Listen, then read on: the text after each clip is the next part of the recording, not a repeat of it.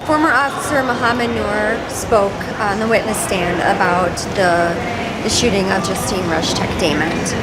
He gave a narrative of what happened that night. He said that right before the shooting, he heard a loud bang on the squad car, and he saw his partner, Officer Matthew Harity, with fear in his eyes, were the words that Officer Noor used, fear in his eyes.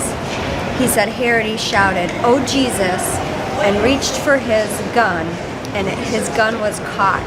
He said that Harity was struggling to unholster his gun.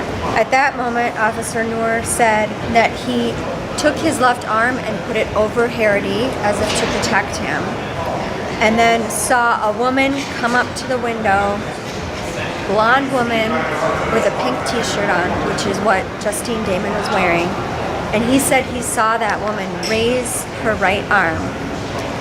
He said his partner feared for his life and that Justine Damon could have had a weapon, and he said, quote, "I fired one shot."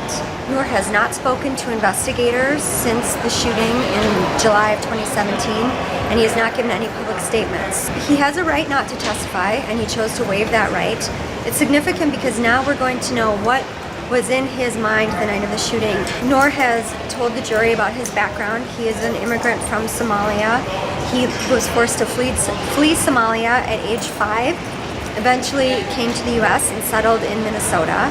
He has he comes from a large family. We've gotten to learn about his background, his education. Former officer Mohamed Noor spoke about training that he received both in the academy as a cadet and also in service training. He did learn some counter-ambush training.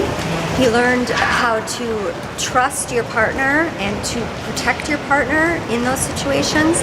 He learned firearms training. He learned some use of force training. He said, quote, "I always wanted to serve primarily the city of Minneapolis and the diverse communities there."